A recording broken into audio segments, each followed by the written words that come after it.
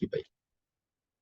Bismillahirrahmanirrahim. Innal hamdalillah nahmaduhu wa nasta'inuhu wa nastaghfiruh wa na'udzu billahi min shururi anfusina wa min sayyiati a'malina. Man yahdihillahu fala mudilla lahu wa man yudlil fala hadiya lahu. Wa asyhadu an la ilaha illallah wahdahu la syarika lahu wa asyhadu anna Muhammadan abduhu wa rasuluh. Sallallahu alaihi wa ala alihi wa ashabihi wa man ittaba'ahum bi ihsanin ila yaumiddin, amma ba'du. Bismillahirrahmanirrahim. Allah Ta'ala fil Qur'anil Karim ba'da a'udzu billahi minasyaitonir rajim. Ya ayyuhalladzina amanu taqullaha haqqa tuqatih wa la tamutunna illa wa antum muslimun. Ya ayyuhan nasu taqu rabbakumul ladzi khalaqakum min nafsin wahidah وخلق منها زوجها وبث منهما رجالا كثيرا ونساء واتقوا الله الذي تساءلون به والأرحام إن الله كان عليكم رقيبا يا أيها الذين آمنوا اتقوا الله وقولوا قولا سديدا يصلح لكم أعمالكم ويغفر لكم ذنوبكم ومن يطع الله ورسوله فقد فاز فوزا عظيما. وقال رسول الله صلى الله عليه وسلم فإن أصدق الحديث كتاب الله وخير الهدي هدي محمد صلى الله عليه وسلم وشر الأمور محدثاتها وكل محدثة بدعة وكل بدعة ضلالة وكل ضلالة في النار. رب اشرح لي صدري ويسر لي أمري واحلل عقدة من لساني يفقهوا قولي. سبحانك لا علم لنا إلا ما علمتنا إنك أنت العليم الحكيم. اللهم انفعنا بما علمتنا وعلمنا ما ينفعنا وزدنا علما. Alhamdulillah, muslimin muslimat rahimani wa rahimakumullah. Marhaban bikum, selamat datang semua ke ini online melalui Zoom. Maka pada malam ini kita akan mulakan khusus kita, iaitu khusus umrah dan bimbingan umrah sesuai sunnah Nabi Muhammad sallallahu alaihi wasallam. Jadi pertama dan utama kita tingkatkan kesyukuran kita kepada Allah Subhanahu Wa Taala atas segala nikmat-nikmatnya yang Dia telah kurniakan kepada kita, iaitu nikmat-nikmat Allah itu banyak sekali. Maka ke atas kita hendaklah kita bersyukur kepada Allah di dalam lubuk hati kita, dan juga di atas lisan kita, kita ucapkan Alhamdulillah, dan juga kita usaha untuk membuktikan kepada Allah bahawa kita benar-benar ingin menjadi hamba Allah yang bersyukur kepadanya dengan mentaati segala perintah-perintahnya dan juga menjauhi segala larangan-larangannya dengan mengikuti ajaran yang dibawa oleh Nabi Muhammad sallallahu alaihi wasallam.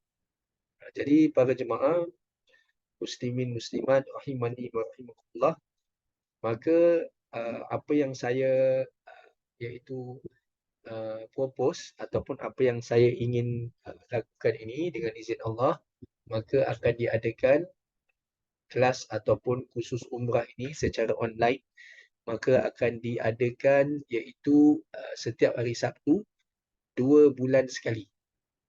Setiap hari Sabtu 2 bulan sekali, berarti hari Sabtu mula pada malam ini, Sabtu ini, dan pada Sabtu hadapan maka saya memang ada iaitu kelas Fardu Ain.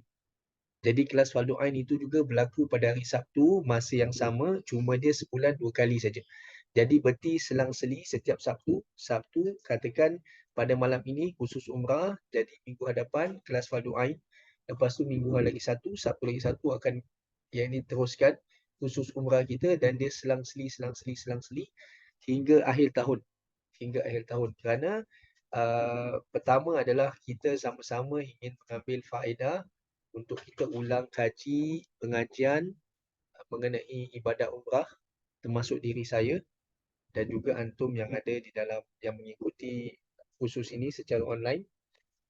Dan juga selain daripada itu, maka kita ingin supaya kenalan kita ataupun keluarga kita, saudara mara kita yang mana mereka juga ingin ulang kaji ibadah umrah ini, ataupun ada di antara kenalan kita yang belum lagi mengerjakan ibadat umrah yang mereka ingin berturut serta di dalam pengajian online ini, maka kita boleh kongsikan link kepada mereka. Berarti tidak semestinya mereka yang mengikuti kursus ini ataupun pengajian ini, mereka mesti nak kena buat umrah di dalam masa yang terdekat ini. Tidak. Mudah-mudahan dengan menghadiri kursus ini, maka Allah bukakan hati-hati kita semua dan hati-hati mereka yang hadir untuk supaya mengerjakan ibadah umrah kerana Allah Subhanahu Wa Taala. Jadi hanya tempoh dalam masa 1 jam saja, kita boleh katakan kita cuma santai-santai saja Sabtu malam Ahad ini selama 1 jam. Selama 1 jam, maka kita korbankan masa kita yang sedikit ini. Jadi para jemaah barakallahu fikum, maka tanpa yakni mengambil masa lagi, maka saya akan mula kongsikan kita akan buat bimbingan umrah sesuai sunnah. Jadi sebelum itu, izinkan saya kongsikan iaitu sebuah video. Jadi video ini sebenarnya dipetik oleh di laman, iaitu ada satu app ini. App ini dinamakan Bekal Haji. Bekal Haji ini merupakan satu app yang mana yang telah diusahakan oleh Dr. Firanda Hafizallahu Ta'ala. Maka dia ada satu app. Kita boleh download app ini. App ini Bekal Haji. Maka terkandung di dalamnya video-video yang manfaat dan juga iaitu ilmiah yang bermanfaat yang berkaitan dengan ibadah haji dan ibadah umrah. Jadi app ini kita boleh download di dalam menggunakan telefon kita lah, telefon bimbit kita. Jadi apa yang saya ingin kongsikan ini sebenarnya adalah rumusan, adalah summary, yakni ibadah umrah itu. Sebenarnya ibadah umrah ni tak susah. Ibadah umrah ni sebenarnya senang. Tapi pastilah apa saja ibadah, walaupun ibadah itu mudah, maka pasti kita lakukan. Pertama, ikhlas kerana Allah, dan kedua, bertepatan dengan cara yang diajarkan oleh Nabi Muhammad sallallahu alaihi wasallam. Jadi ibadah semuanya mudah sebenarnya. Cuma yang susah ni apa? Bila nak belajar. Bila kita nak belajar perkara-perkara yang berkaitan dengan ibadah, itu yang susah. Kenapa susah? Kerana nafsu kita tak ingin. Pasal belajar ni mujahadah. Duduk di dalam pengajian, tak kira secara fizikal ataupun secara online ni, memang mujahadah. Memang perlu pada sacrifice. Perlu pada susah payah. Jadi video yang saya ingin kongsikan ini, maka sekiranya kalau tidak dengar suara video, bagi tahu. Kalau antum tak bagi tahu, berarti saya anggap bahawa antum dengarlah suara video ini. Saya akan playkan sekarang. Kita sama-sama lihat, kita sama-sama tonton bersama, iaitu yang menjadi yang video ini adalah rumusan, the summary of the whole ibadah umrah yang ingin kita lakukan. Bismillah.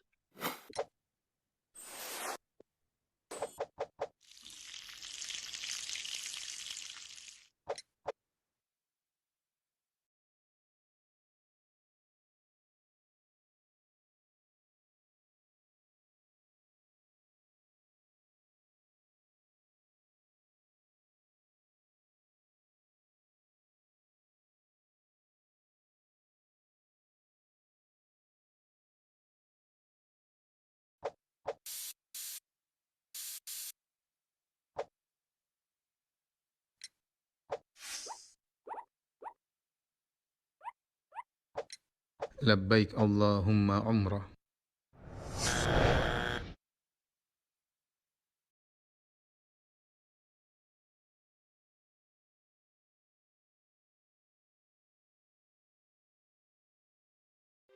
لبيك اللهم لبيك، لبيك لا شريك لك لبيك، إن الحمد والنعمة لك والملك لا شريك لك.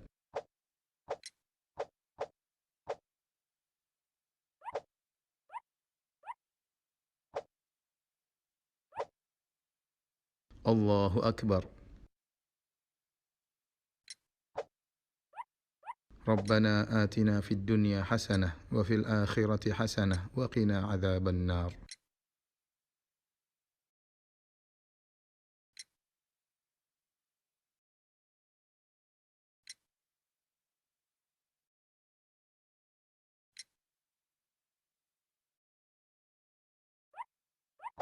واتخذوا من مقام إبراهيم مصلى.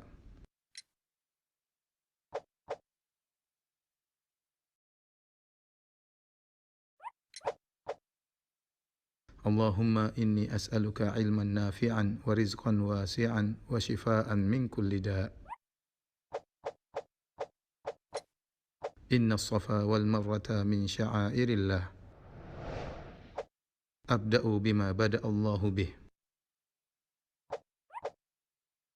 الله أكبر الله أكبر الله أكبر لا إله إلا الله وحده لا شريك له له الملك وله الحمد وهو على كل شيء قدير لا إله إلا الله وحده أنجز وعده ونصر عبده وهزم الأحزاب وحده رب اغفر وارحم إنك أنت الأعز الأكرم.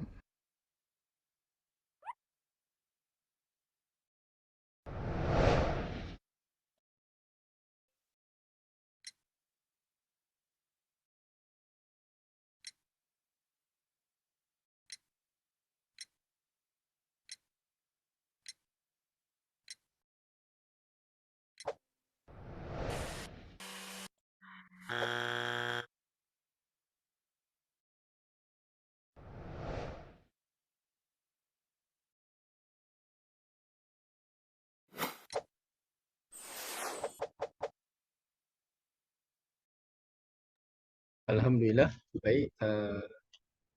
Para jemaah, barakallahu fikum, maka kita telah lihat video yang sangat ringkas dan padat yang mengandungi ibadah umrah.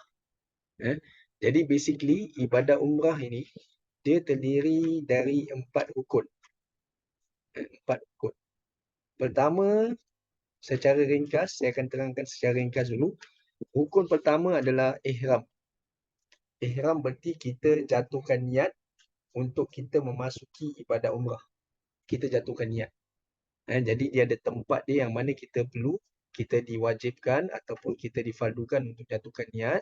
Dan di samping itu ada pakaian dia juga, yang mana nanti di dalam khusus ini akan diterangkan dengan lebih terperinci.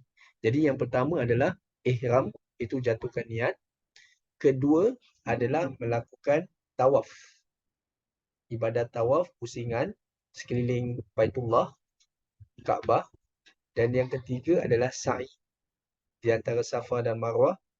Dan yang keempat itu tahlul. Tahlul berarti kita keluar daripada ibadah umrah. Ibarat macam contohnya, kalau kita dalam solat, kita bermula solat bila?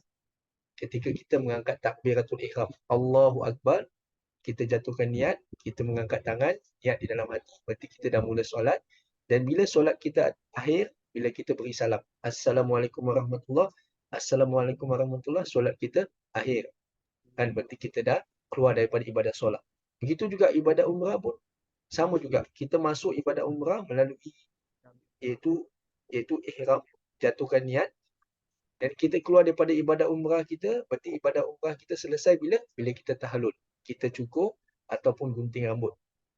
Jadi basically di dalam khusus umrah kita, kita akan bincang mengenai rukun umrah ini. Ini main sekali rukun umrah. Berarti begitu punya ringkas dan sangat-sangat mudah umrah ini. Tetapi kita nak kena faham bahawa ada persiapannya.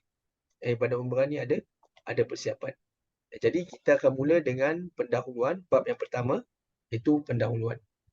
Jadi first kali kita akan masuk pada pengertian erti haji dan umrah. Cuma fokus kita ni lebih kepada ibadat umrah, bukan ibadat haji. Cuma kalau kita nak belajar mengenai umrah ni, kita mesti kena tahulah lebih kurang apa itu haji juga. Jadi haji kita katakan ialah mengunjungi Baitullah Al-Haram di Makkah pada bulan-bulan haji. Itu kalau bagi mereka yang mengerjakan ibadah haji, yang mana ramai di antara saudara-saudara Islam kita satu dunia, mereka baru juga boleh katakan selesai mengerjakan ibadah haji mereka pada bulan Zulhijjah. Okey. Cuma umrah beza dengan haji, kerana ibadah haji ni dia ada bulan-bulan tertentu untuk masuk pada ibadah mengerjakan haji. Tetapi kalau umrah ini, maka dia kita katakan boleh mengerjakan umrah ni sepanjang tahun. Jadi umrah ini mengunjungi Baitullah Al-Haram di Mekah pada bila-bila masa untuk mengerjakan ibadat tertentu menurut syarat-syaratnya. Okay? Jadi haji pun ada, iaitu ibadah-ibadah yang tertentu yang berkaitan dengan haji. Umrah juga ada ibadah-ibadah tertentu yang berkaitan dengan umrah. Haji ada syarat-syarat tertentu, umrah juga ada syarat-syarat tertentu. Cuma kita akan fokus lebih kepada ibadah umrah. Jadi apa pengertian umrah? Apa erti umrah? Umrah iaitu kita ziarah, kita mengunjungi, berarti kita pergi ziarah. Kita ziarah apa? Kita ziarah iaitu Baitullah, rumah Allah Subhanahu Wa Taala. Di mana? Iaitu di Masjidil Haram. Berarti Baitullah ni Kaabah. Kaabah ini adalah Baitullah, rumah Allah. Dan rumah Allah ni berada di mana? Di dalam Masjidil Haram, Masjid Al-Haram. Di mana Masjidil Haram? Di Makkah. Makkah di mana? Di Saudi Arabia. Jadi, bila kita kata umrah ini, dari sudut bahasa ni, umrah ni berarti ziarah ataupun berkunjung. Okay? Adapun pengertian umrah menurut syariat, berarti ziarah ke Baitullah. Maknanya, dia ada dua sekarang ni. Satu, umrah dari sudut bahasa. Pasal umrah, perkataan umrah itu sendiri adalah perkataan bahasa Arab. Bila kita sebut umrah, berarti kita ziarah. Kita pergi ziarah. Itu umrah. Tetapi bila kita katakan umrah menurut syariat, berarti bukan setakat ziarah saja. Bukan sebarang-sebarang ziarah. Tetapi ziarah ke Baitullah. Ziarah ke Baitullah. Apa yang kita akan buat ke Baitullah nanti? Kita akan tawaf. Kita akan mengelilingi Kaabah 7 kali. Selepas kita habis melaksanakan ibadah tawaf, kita akan pergi kita akan mengerjakan ibadah sa'i, iaitu di antara Bukit Safa dan Bukit Marwah. Selepas itu kita akan bercukur ataupun memendekkan rambut kepala kita. Jadi dari Ibnu Umar radhiyallahu anhu tidak ada seorang pun melainkan wajib baginya sekali haji dan sekali umrah. Kerana disebut kedua-duanya serentak dalam ayat 196 surah Al-Baqarah sebagai perintah. Perintah berarti wajib, maka umrah wajib seperti haji. Jadi ini walaupun ada perbezaan pendapat di antara para ulama, sama ada umrah ni wajib tak? Maka pendapat yang paling tepat sekali, umrah juga wajib seumur hidup sekali. Begitu juga haji. Haji juga wajib seumur hidup sekali. Nanti kita akan lihat dalil-dalilnya pada masa yang akan datang. Okey, kita lihat sekali lagi. Saya ulang sekali lagi definisi umrah. Okey. Definisi umrah iaitu ziarah atau berkunjung. Adapun pengertian umrah menurut syariat adalah berziarah ke Baitullah dengan bertawaf, mengelilingi Kaabah 7 pusingan, mengerjakan sa'i di antara Bukit Safa dan Bukit Marwah, serta mencukur atau memendekkan rambut kepala. Okey. Kita lihat pada dalil ni sekali lagi, iaitu dalil wajib haji. Ini merupakan dalil wajib haji. Di mana Allah Subhanahu Wa Taala berfirman, walillahi 'alan nas hajj al-bait man istata'a ilaihi sabila. Wa man kafara fa innallaha ghaniyun 'anil 'alamin. Dan Allah SWT mewajibkan manusia mengerjakan ibadah haji dengan mengunjungi Baitullah, iaitu sesiapa yang mampu dan berkuasa sampai kepadanya. Dan sesiapa yang kufur, yang ingkar untuk ibadah haji, maka sesungguhnya Allah SWT Maha Kaya, tidak berhajat kepada sesuatu pun dari sekalian makhluk. Surah Al-Imran ayat 97. Dan juga surah Al-Baqarah ayat 196. Wa atimul hajja wal umrata lillah. Dan tunaikanlah haji dan umrah kerana Allah SWT. Jadi di dalam ayat ni, Allah tidak sebut haji saja. Allah sebut haji dan umrah. Allah SWT sebut haji dan umrah. Okay, jadi ada juga, ini seperti mana yang telah saya bacakan tadi, ayat ini kita akan skip. Jadi Allah SWT berfirman dalam surah Al-Imran, di situ ada tanda-tanda keterangan yang nyata yang menunjukkan kemuliaannya, di antaranya ialah makam Nabi Ibrahim, yang mana terdapat di dalam Masjidil Haram. Dan sesiapa yang masuk ke dalamnya, aman tenteramlah dia. Dan Allah mewajibkan manusia mengerjakan ibadah haji dengan mengunjungi Baitullah, iaitu sesiapa yang mampu sampai kepadanya. Dan sesiapa yang kufur, yang ingkarkan kewajipan ibadah haji itu, maka sesungguhnya Allah Maha Kaya, tidak berhajatkan sesuatu pun dari sekalian makhluk. Jadi ini merupakan dalil yang mana yang terdapat pada slide yang ini. Sama juga, cuma saya petik lagi supaya kita nampak dengan jelas. Okey, seterusnya kita lihat slide yang seterusnya. Allah menyeru dalam surah Al-Imran ayat 97. Dan Allah mewajibkan manusia mengerjakan ibadah haji, mengunjungi Baitullah, iaitu sesiapa yang mampu dan berkuasa sampai kepadanya. Manusia menyambut. Hamba-Mu datang menyahut panggilan-Mu. Ya Allah, hamba-Mu datang menyahut panggilan-Mu. Hamba-Mu datang menyahut panggilan-Mu. Tuhan yang tidak ada sekutu bagi-Mu. Hamba-Mu datang menyahut panggilan-Mu, sesungguhnya segala pujian, nikmat dan pemerintahan adalah kepunyaan-Mu, tidak ada sekutu bagi-Mu. Jadi ini kita bila mengucapkan talbiyah, berarti Allah menyahut, Allah SWT menyeru manusia untuk mengerjakan ibadah haji, dan manusia menyambut seruan Allah SWT. Bila manusia mengucapkan talbiyah, kan? Bila kita mengucapkan talbiyah, sebenarnya kita menyambut seruan Allah SWT. Dan Allah menjawab, Allah menjawab, Allah kata seruan kamu diterima dan bahagialah kamu, bekalan kamu itu halal, kenderaan tunggangan kamu halal, dan haji kamu haji mabrur, tidak ditolak. Jadi Allah seru kita, kita menyambut seruan Allah, lepas tu Allah menjawab seruan kita. Allah terima ibadah haji ataupun ibadah umrah kita. Cuma ada syarat-syaratnya. Bila ibadah haji dan ibadah umrah kita akan diterima oleh Allah SWT. Dan di antara syarat yang paling penting sekali, bekalan yang halal. Pakaian daripada sumber rezeki yang halal, kenderaan daripada sumber rezeki yang halal. Senang kata, perbelanjaan kita semua daripada sumber rezeki yang halal.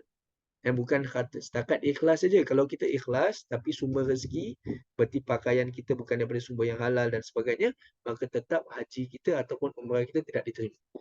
Okay? Jadi jika niat yang ikhlas dan bekalan yang halal penting. Niat ikhlas, bekalan kena halal, dan kita kena mengerjakan ibadah haji ataupun umrah ini bersesuaian dengan cara yang diajarkan oleh Nabi Muhammad SAW. Tidak diterima seruanmu dan tidak ada kebahagiaan bagimu, bekalan kamu haram, perbelanjaan kamu haram, dan haji kamu ditolak. Tidak ada pahala dan tidak ada ganjaran bagi. Ini bagi siapa? Bagi mereka yang tidak ikhlas ataupun ikhlas tetapi bekalan haram. Ataupun mungkin bekalan halal tetapi tidak ikhlas pula. Jadi berarti dua-dua syarat ini sangat-sangat penting. Dan saya tambah lagi satu syarat, iaitu bertepatan dengan sunnah Nabi SAW. Okay? Jadi aku hampir denganmu, dekat dan jelas, minta apa saja aku dekat denganmu dari urat halqum, urat leher. Berarti kalau katakan umrah kita ataupun haji kita diterima oleh Allah SWT kerana keikhlasan, bertepatan dengan sunnah Nabi SAW dan juga pastikan dengan bekalan yang halal, maka Allah akan kata, aku hampir denganmu, dekat dan jelas, minta apa sahaja aku dekat denganmu dari urat halqum. Berarti Allah SWT menerima ibadah haji kita.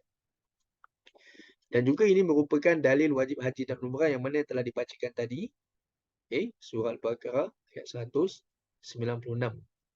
196 surah Al-Baqarah. Saya akan bacakan terjemahannya. Basically slide yang saya kongsikan ini, dia ada 295 slide. 295 slide dan tak mungkin kita akan habiskan pada malam ini. Kerana itu, khusus umrah yang kita akan lakukan ini, dia akan berterusan. Jadi kita masih lagi boleh iklankan kepada kenalan kita, kaum keluarga kita supaya dapat join. Jadi mudah-mudahan mereka yang turut serta ini, Allah buka pintu hati kita dan Allah buka pintu hati kaum keluarga kita, kenalan kita untuk mengerjakan ibadah umrah. Jadi berarti kita targetlah ini bulan 9, bulan 10, bulan 11, bulan 12 dan kita fokus. Berarti sekiranya Allah SWT panjangkan usia kita, kita fokus sampai hujung tahun ni dulu. Berarti bagaimana jemaah umrah dapat dikeluarkan pada bulan 9, pada bulan 10, pada bulan 11, pada bulan 12. Pada bulan 12. Jadi kita fokus dalam beberapa bulan ni bagaimana sebanyak mungkin jemaah umrah dapat dikeluarkan daripada bumi Singapura secara khusus. Jadi kalau kita berhasil dengan usaha kita, dengan menghadiri khusus umrah ini, dan juga dengan usaha kita, dengan doa kita kepada Allah SWT, dan juga dengan dakwah kita, seruan kita kepada kenalan kita, kaum keluarga kita, mudah-mudahan Allah SWT pilih kita untuk kita berada di rumah Allah SWT, iaitu di Mekah, di Masjidil Haram, untuk kita menunaikan ibadah umrah, dan juga semoga Allah pilih kita juga untuk kita dapat ziarah bumi Madinah. Bumi Madinah. Jadi daripada terjemahan ayat ini saya akan bacakan lagi. Dan sempurnakanlah ibadah haji dan umrah kerana Allah, maka sekiranya kamu dikepung dan dihalang daripada menyempurnakannya ketika kamu sudah berihram, maka kamu bolehlah bertahlul serta bersembelihlah dam yang mudah didapati. Dan janganlah kamu mencukur kepala kamu untuk bertahlul sebelum binatang dam itu sampai dan disembelih di tempatnya. Maka sesiapa di antara kamu sakit atau terdapat sesuatu menyakiti di kepalanya lalu ia mencukur rambutnya, hendaklah ia membayar fidyah, iaitu berpuasa atau bersedekah atau menyembelih binatang dam. Jadi ini merupakan ayat di dalam Al-Quran yang berkaitan dengan ibadah haji dan ibadah umrah. Nanti daripada ayat ini ada banyak hukum-hukum fiqh yang akan keluar. Ulama akan gali daripada ayat ini, akan menafsirkan ayat ini. Ayat ini merupakan ayat ahkam, ayat hukum. Jadi kenapa dibacakan? Supaya kita yakin bahawa ibadah umrah dan ibadah haji ini adalah perintah Allah Subhanahu Wa Taala.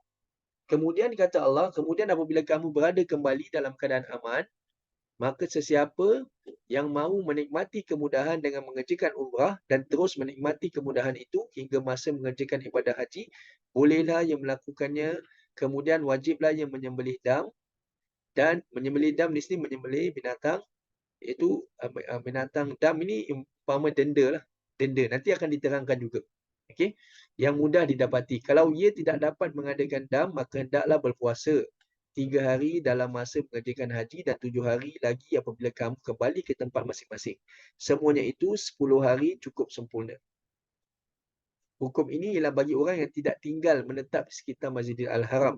Dan hendaklah kamu bertakwa kepada Allah dan ketahuilah bahawasanya Allah maha berat balasan siksanya terhadap orang-orang yang melanggar perintahnya. Jadi ini surah Al-Baqarah ayat 196.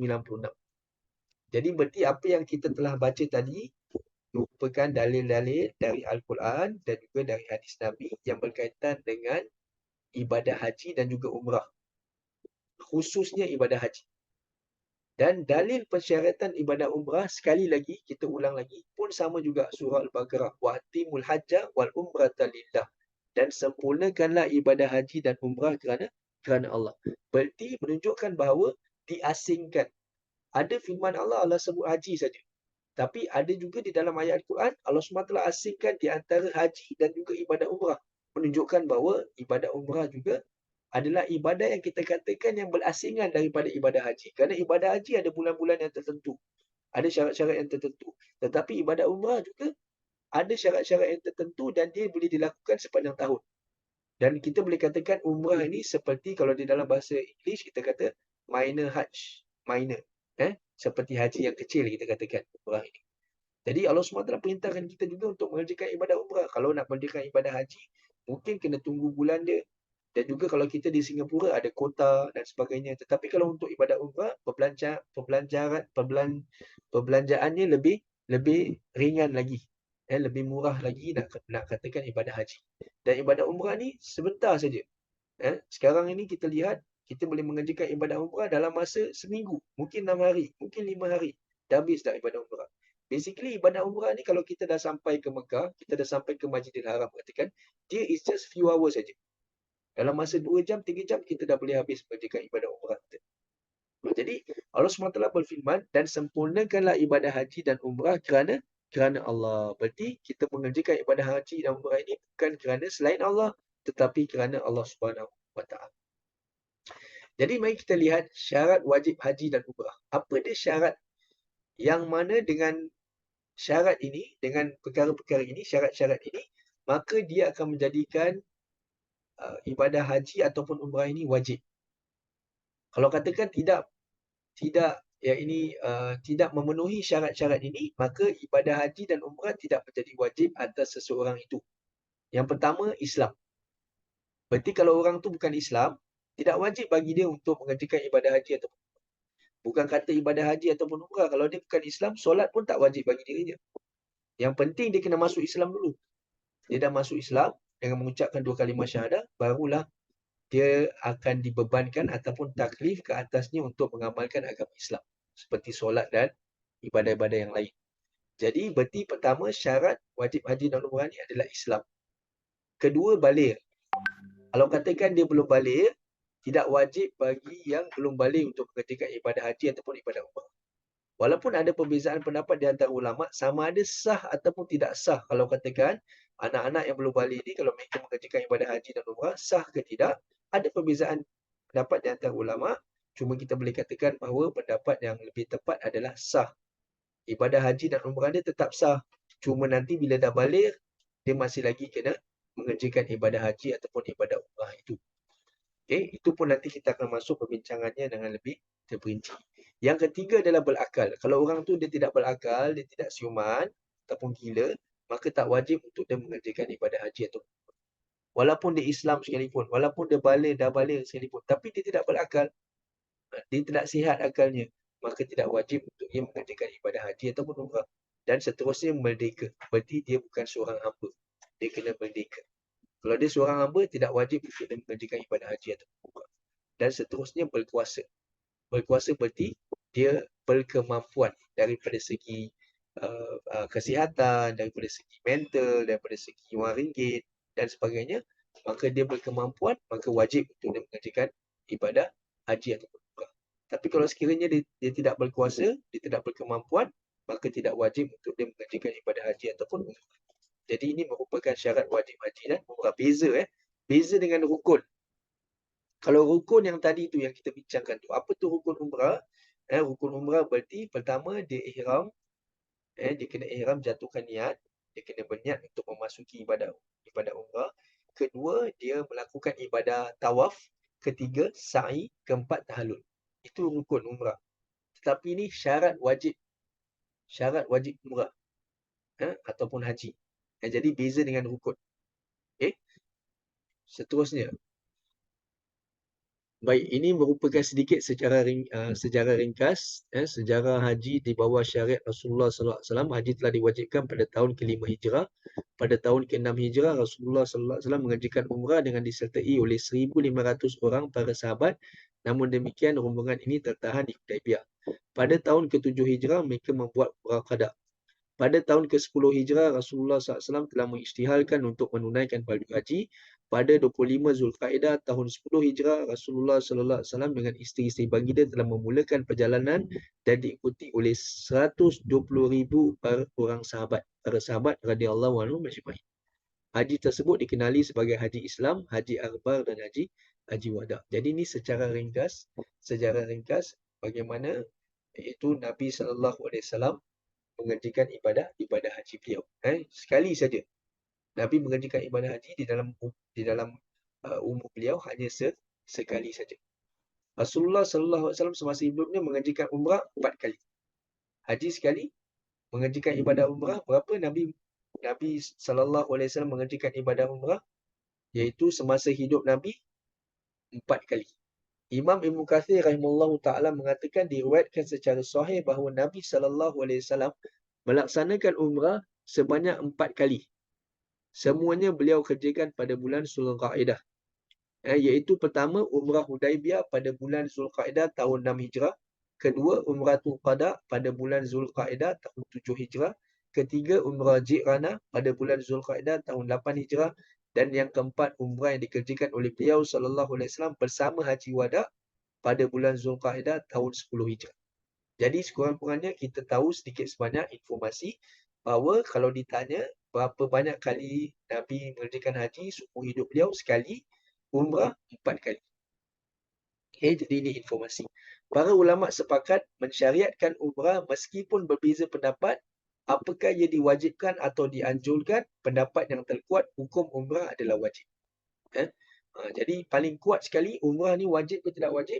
Jawapannya wajib. Seumur hidup berapa kali? Sekurang-kurangnya sekali kita buat. Itu seumur hidup kita. Seperti mana haji pun seumur hidup sekali.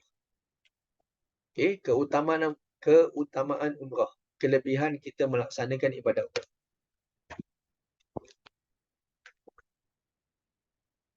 Haji dan umrah merupakan ibadah yang paling mulia dan sarana takarub. Itu cara kita mendekatkan diri kita kepada Allah SWT yang paling afdal. Dengannya Allah mengangkat derajat para hamba-Nya. Rasulullah SAW menganjurkannya baik dengan ucapan maupun perbuatan. Jadi Nabi SAW menganjurkan ibadah umrah ini sama ada dengan ucapan. Berarti Nabi, daripada sabdaan Nabi SAW ni banyak hadis-hadis yang memberi kelebihan, yang menerangkan keutamaan mengerjakan ibadah umrah. Supaya datang kegairahan, bila kita dengar kita rasa gairah. Bila kita dengar kita rasa terdorong untuk kita mengerjakan ibadah umrah itu. Dan sekaligus bukan kata dengan ucapan sahaja. Nabi SAW juga mengerjakan ibadah umrah. Dan dalam umur, yakni dalam uh, kehidupan Nabi SAW, Nabi mengerjakan sebanyak 4 kali. Di antara keutamaan ibadah haji dan umrah adalah iaitu sebagai pelebur dosa. Dari Abu Hurairah radhiyallahu anhu ia berkata Rasulullah sallallahu alaihi wasallam bersabda, "Al-umratu ilal umrati kafaratun lima bainahuma wal hajjul mabruru laisa lahu jazaa'un ilal jannah." Jadi ini hadis mana diriwayatkan oleh Abu Hurairah radhiyallahu anhu. Dari Abu Hurairah radhiyallahu anhu, Nabi sallallahu alaihi wasallam bersabda, umrah satu umrah ke umrah yang lain, kafaratun lima bainahuma. Dia adalah menghapuskan dosa kita daripada satu umrah itu ke umrah yang lain. Seperti di antara keduanya. Seperti mana contoh macam seperti kita solat, katakan kalau bila kita selepas kita solat subuh, lepas tu masuk waktu zuhur kita solat zuhur, jadi dosa kita di antara subuh dan zuhur tu Allah ampunkan. Itu juga umrah, daripada umrah yang satu dan umrah yang lain akan menghapuskan dosa di antara keduanya. Dan haji mabrur tidak ada balasannya melainkan syurga. Jadi haji mabrur tidak ada balasannya melainkan syurga. Jadi umrah di sini, satu umrah dan umrah yang lainnya bererti nanti juga akan masuk penerangannya, sama ada boleh tak kita dalam satu ziarah kita buat beberapa kali umrah dan sebagainya. Itu semua akan masuk penerangannya di dalam yakni pengajian yang akan datang nanti. Cuma maksud di sini, kita digalakkan untuk mengerjakan ibadah umrah. Walaupun diwajibkan sekali, bukan bererti kalau kita nak buat 2 kali ke, kita nak buat 3 kali ke, 4 kali, bukan berarti tak boleh. Boleh kalau kita ada kelebihan, kita ada kemampuan, kita dapat memenuhi syarat-syarat, maka kita boleh melakukan ibadat umrah. Katakan tahun ni dah pergi ataupun tahun lepas dah pergi. Tahun ni kita ada kelebihan, maka kita boleh buat lagi umrah kita. Ataupun dalam satu tahun kita nak buat 2-3 kali pun tidak ada masalah.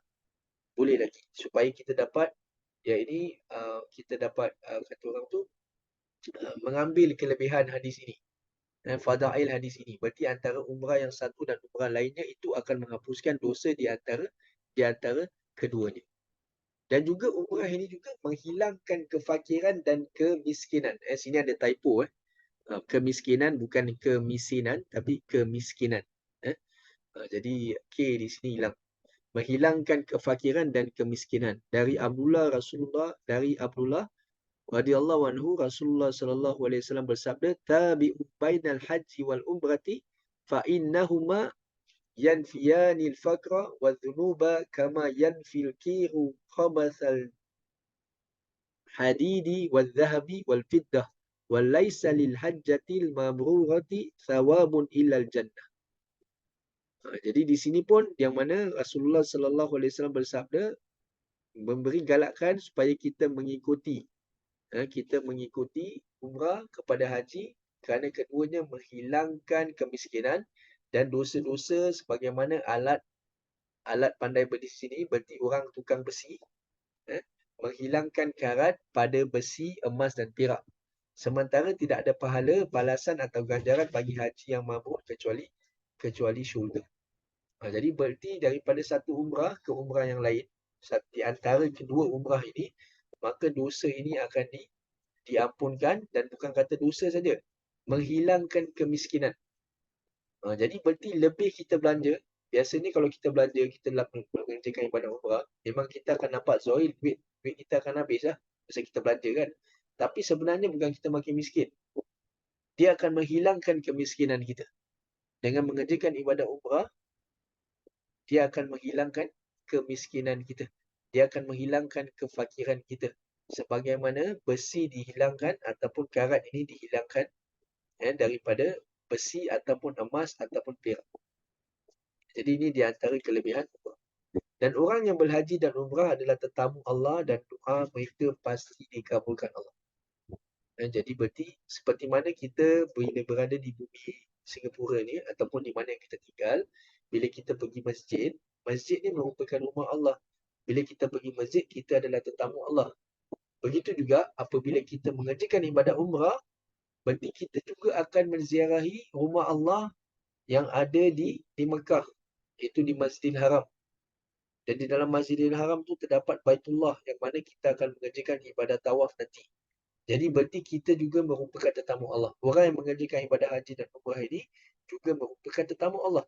Dan tetamu Allah ini, doa mereka pasti dikabulkan oleh Allah Subhanahu Wa Taala. Macam kita juga sama, kalau kita jemput sesiapa datang rumah kita, kita jemput sesiapa yang datang rumah kita, berarti mereka datang sebagai tetamu kita di rumah. Pasti apa yang mereka minta tu, kita akan segan untuk menolak permintaan mereka. Selagi di dalam syariat, selagi kita mampu, kita rasa segan nak tolak. Apa dia minta, mesti kita usahakan untuk tunaikan. Kan? Ataupun kita akan layan mereka dengan baik kerana mereka tetamu kita di rumah kan. Begitu juga bila kita menjadi tetamu Allah, maka apa yang kita doa, apa yang kita minta, apa yang terlintas dalam hati kita untuk kebaikan kita, maka Allah SWT akan kabulkan. Sama ada dekat dunia ini, ataupun Allah SWT akan kabulkan pada di dalam kehidupan akhirat nanti, ataupun Allah SWT akan jauhkan musibah daripada kehidupan kita. Kerana apa? Kerana kita merupakan tetamu Allah. Orang yang mengerjakan ibadah haji dan umrah ini adalah tetamu Allah Subhanahu Wa Taala. Seperti mana yang telah disabdakan oleh Nabi sallallahu alaihi wasallam, "Al-ghazi fi sabilillahi wal hajju wal mu'tamiru wafdullahi da'ahum fa'ajabu was'alu fa'atahu." Maka Nabi sallallahu alaihi wasallam bersabda, orang yang mana dia ni berjihad di jalan Allah Subhanahu Wa Taala. Ghazi fi sabilillah, orang yang berperang di jalan Allah, orang yang berhaji serta berumrah adalah tetamu Allah. Wafdullah, tetamu Allah. Dia memanggil mereka. Maka berarti Allah menyeru kita untuk mengerjakan ibadah haji dan umrah seperti mana yang kita dengar tadi pada permulaan pengajian kita pada malam ini. Allah menyeru kita menyambut, kita memenuhi panggilan Allah dan mereka memohon kepadanya dan kita pun memohon kepada Allah, maka dia memberikan kepada mereka. Berarti Allah SWT menunaikan ataupun Allah SWT memperkenankan permohonan tetamu Allah. Kerana Allah yang seru, kita kita menyahut panggilan Allah dan Allah, bila kita memohon kepada Allah, kita berdoa kepada Allah, maka Allah SWT akan memberikan kepada mereka yang bermohon, berdoa kepada Allah SWT. Dan orang yang meninggal ketika berumrah akan dicatatkan baginya pahala umrah sampai hari kiamat. Orang yang meninggal ketika berumrah, berarti ketika dia mengerjakan ibadah umrah, berarti dia dah masuk dah. Dia dah masuk melaksanakan ibadah umrah itu, ditakdirkan dia meninggal dunia. Maka apa yang akan berlaku? Akan dicatatkan baginya pahala umrah sampai hari kiamat. Sampai hari kiamat. Jadi pasti dia kena memenuhi lah. Dia kena memenuhi syarat-syarat umrah. Dia kena memenuhi syarat diterimanya amal ibadah umrah itu seperti pertama tadi ikhlas, bertepatan dengan sunnah Nabi dan juga bekalan yang halal. Jadi dari Abu Hurairah radhiyallahu anhu ia berkata Rasulullah sallallahu alaihi wasallam bersabda, "Man kharaja hajjan famata kutiba lahu ajrul haji ila yaumil qiyamah wa man kharaja muktamiran famata kutiba lahu ajrul muktamiri ila yaumil qiyamah wa man kharaja ghaziyan famata kutiba lahu ajru ghazi ila yaumil qiyamah." Jadi di sini ada tiga perkara ataupun tiga jenis ibadah dan tiga jenis ibadah. Pertama, Nabi SAW bersabda, "Man kharaja hajjan." Barang siapa yang keluar dan mengerjakan haji, lalu ia meninggal dunia, maka dituliskan untuknya pahala haji hingga hari kiamat. Barang siapa yang keluar untuk umrah, lalu meninggal dunia, maka dituliskan untuknya pahala umrah hingga hari kiamat. Dan barang siapa keluar untuk berjihad lalu mati, maka akan ditulis untuknya pahala jihad hingga hari kiamat. Saya ulang sekali, Nabi SAW bersabda, barang siapa yang keluar untuk berhaji, akan dituliskan baginya pahala hingga hari kiamat. Berarti dia keluar untuk berhaji, lalu meninggal dunia, akan dituliskan baginya pahala hingga hari kiamat. Barang siapa yang keluar untuk mengerjakan umrah, lalu meninggal dunia, maka ditulis untuknya pahala umrah hingga hari kiamat. Dan barang siapa yang keluar berjihad di jalan Allah, lalu mati, maka akan ditulis untuknya pahala jihad hingga hari kiamat. Jadi ini di antara kelebihan orang yang mengerjakan ibadah haji umrah dan juga yang berjihad di jalan Allah Subhanahu Wa Taala. Dan seterusnya di antara kelebihan ibadah umrah ini adalah orang yang meninggal dunia ketika dalam keadaan ihram. Berarti dia dah ada niat, dia dah jatuhkan niat untuk mengerjakan ibadah umrah ataupun ibadah haji katakan. Dah jatuhkan niat dah. Maka ia akan dibangkit dan dia dijatuhkan niat dan dia meninggal dunia di dalam keadaan ihram, akan dibangkitkan pada hari kiamat kelak dalam keadaan membaca talbiyah. Dalam keadaan membaca talbiyah. Anna rajulan kana ma'an Nabi sallallahu alaihi wasallam fawaqasathu naqatuhu wa huwa muhrim famata faqala Rasulullah sallallahu alaihi wasallam irsiluhu bima'in wasidrin wa kafinuhu fi thawbayhi wa la tamassuhu bitibin wa la tukhammiru ra'sahu fa innahu yub'atsu yaumal qiyamati mulabbiyah. Jadi ini di antara kelebihan orang yang mana dia meninggal dunia di dalam keadaan ihram. Maka Nabi sallallahu alaihi wasallam telah didatangkan di dalam satu riwayat bahawa seorang lelaki dia kana ma'an Nabi sallallahu alaihi wasallam. Dia bersama dengan Nabi sallallahu alaihi wasallam. Jadi apa yang berlaku? Maka dia terjatuh daripada untanya. Dan dia dalam keadaan berihram, berarti muhrim. Dia dalam keadaan berihram dan famata dan dia pun mati. Dia pun mati. Jadi kita biasa dengar kan orang yang mana bila mengerjakan ibadah umrah ataupun haji kadang-kadang accident di dalam kenderaan dan sebagainya, mereka pun meninggal dunia. Bayangkan. Jadi pada zaman Nabi pun pernah berlaku juga. Seorang yang mana dia terjatuh dari unta yang dikenderainya hingga lehernya patah. Sedangkan dia dalam keadaan berihram. Lalu ia meninggal dunia. Maka Rasulullah sallallahu alaihi wasallam bersabda, mandikanlah ia dengan air dan daun bidara serta kafanilah dia pada 2 lembar kain ihramnya. Janganlah kalian meminyaki dengan mewangian dan jangan kalian menutup kepalanya kerana sesungguhnya lelaki ini akan dibangkitkan pada hari kiamat sambil membaca talbiyah. Berarti dia akan bangkit, dia akan baca labaik Allahumma labaik. Berarti dalam keadaan dia masih lagi mengerjakan, iaitu dia masih berarti di dalam keadaan dibangkitkan, di dalam keadaan dia melakukan talbiyah. Dan Ibnu Abbas radhiyallahu anhu menyebutkan, ini kisah yang sama juga, ketika seorang tengah melakukan wukuf di Arafah, tiba-tiba dia terjatuh dari haiwan tunggangannya, lalu haiwan tunggangannya menginjak lehernya sehingga meninggal. Maka Nabi SAW berkata, mandikanlah dengan air yang dicampur daun bidara, lalu kafanilah dengan 2 potong kain, dan dalam riwayat yang lain 2 potong kainnya, dan jangan diberi wewangian, jangan ditutupi kepala dan wajahnya, sesungguhnya ia akan dibangkitkan pada hari kiamat nanti dalam keadaan bertalbiyah. Jadi ini berarti kelebihan orang yang mana dia mengerjakan ibadah umrah dan ditakdirkan dia meninggal dunia di dalam keadaan ihram. Nanti di akhir akhirat nanti dia akan dibangkitkan dalam keadaan dia sedang bertalbiyah. Dan di dalam keadaan dia beribadah kepada Allah Subhanahu Wa Taala. Dan keutamaan dalam mengeluarkan nafkah perjalanan umrah. Perbelanjaan yang dilaksanakan ketika mengerjakan ibadah umrah itu, Nabi sallallahu alaihi wasallam bersabda kepada Ummul Mukminin Aisyah radhiyallahu anha, tatkala isteri beliau ini menunaikan umrah, inna laki minal ajri ala qadri nasabiki wa nafaqatik. Sesungguhnya pahalamu sesuai kadar kepayahanmu dan nafkah. Jadi lebih kita mujahadah, lebih kita bersusah payah, lebih kita berkorban supaya kita dipilih oleh Allah untuk mengerjakan ibadah umrah, maka lebih besarlah pahala kita. Pahala seseorang itu sesuai dengan kadar kepayahannya, kesusahannya, pengorbanannya, perbelanjaannya, sekadar mana itu, dan nafkahmu ni perbelanjaannya.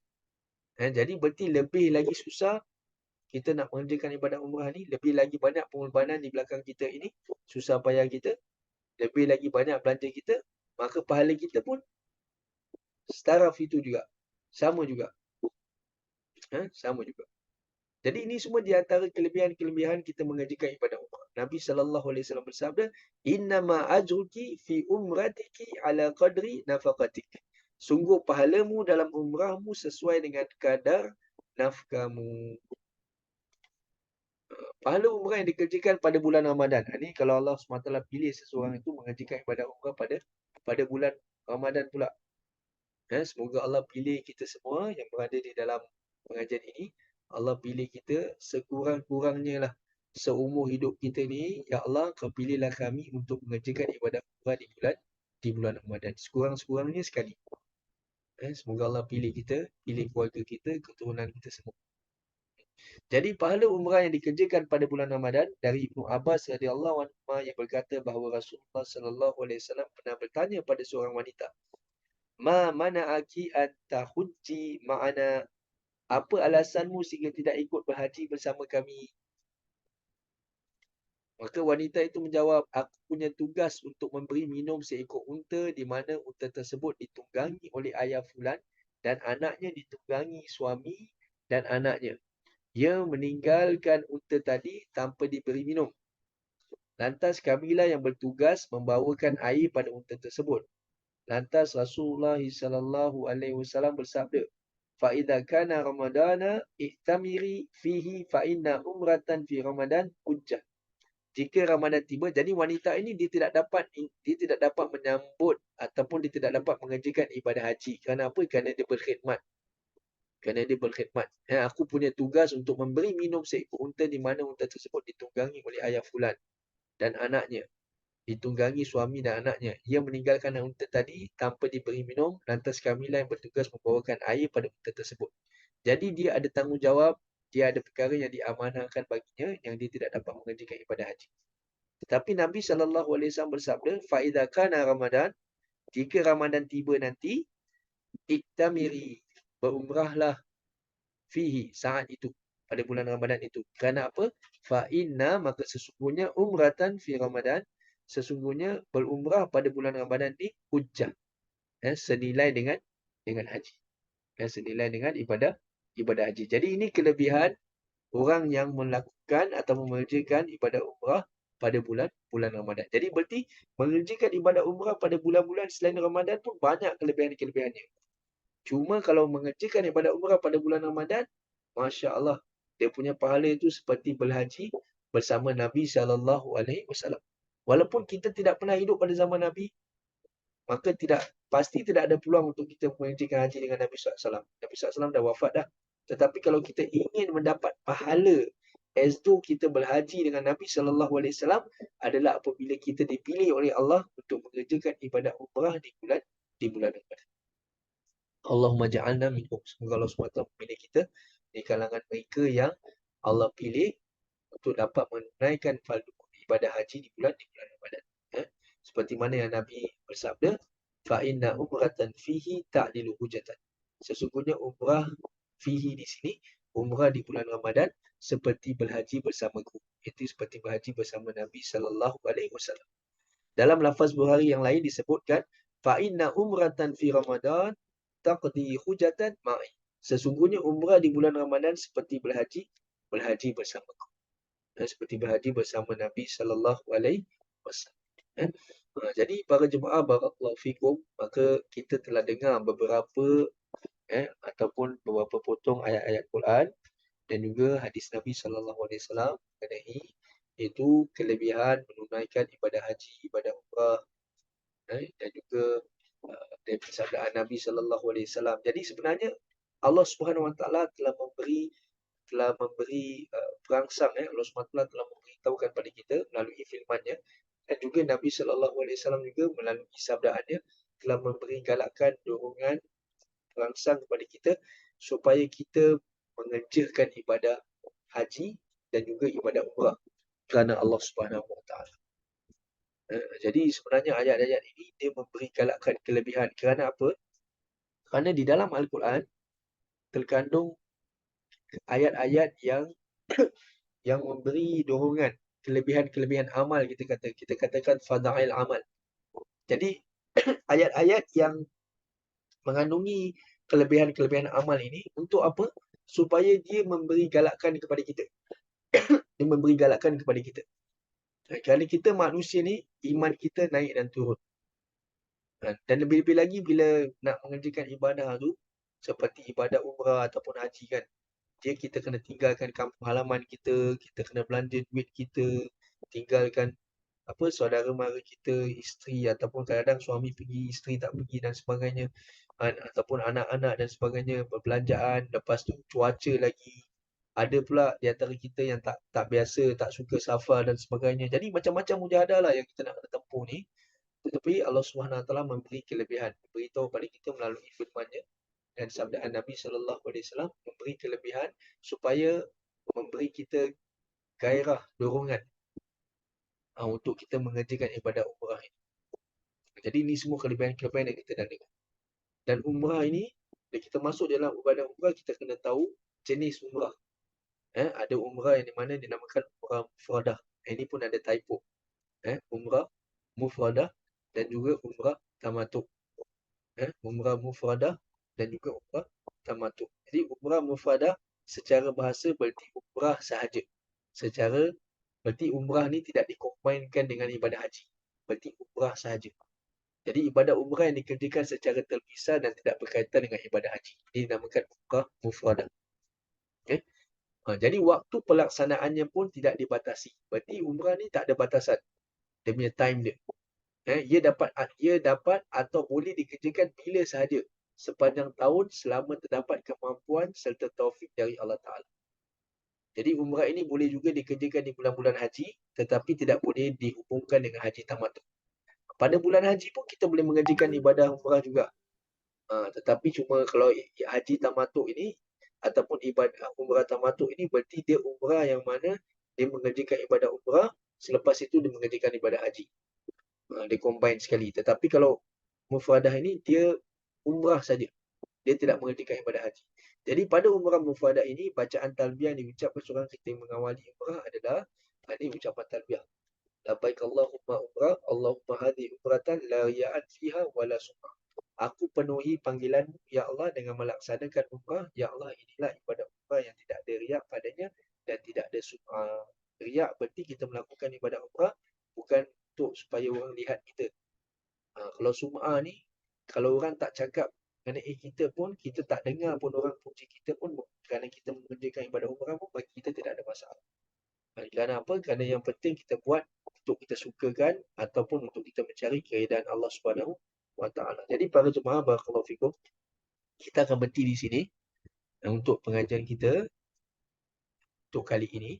Insya-Allah pada insya-Allah dengan izin Allah Subhanahu Wa Taala jatuh pada iaitu bulan 9 nanti, kerana minggu depan tak ada. Minggu depan ada kelas fardu ain secara online. Jadi pada 2 minggu, berarti pada tanggal 2 hari bulan 9, insya-Allah nanti saya akan kongsikan link.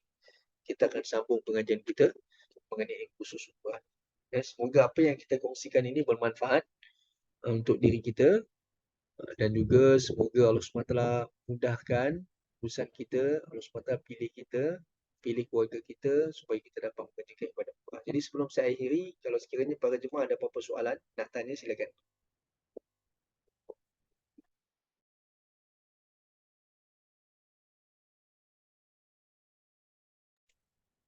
Para jemaah ada apa-apa soalan, silakan boleh tanya, boleh unmute ataupun boleh type di chat.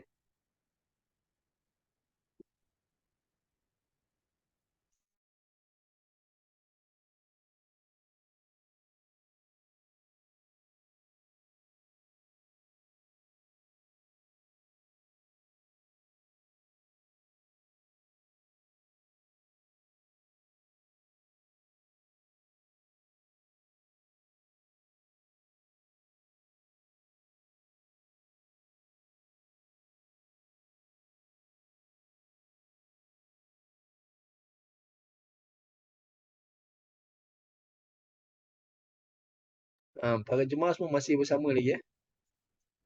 Okey, baik. Okey, tak ada soalan. Puan, tak ada soalan. Jazakallah khairan. Anta jazakallah khairan.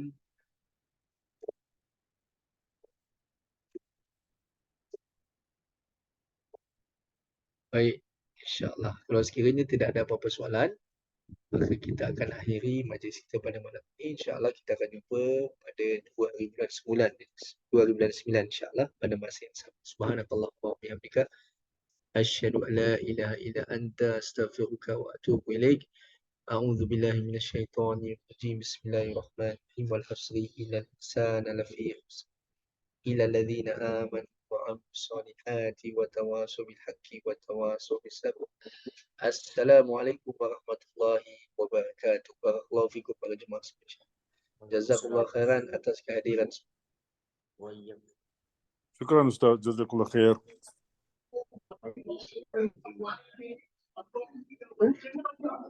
Ada. 2000 malam juga.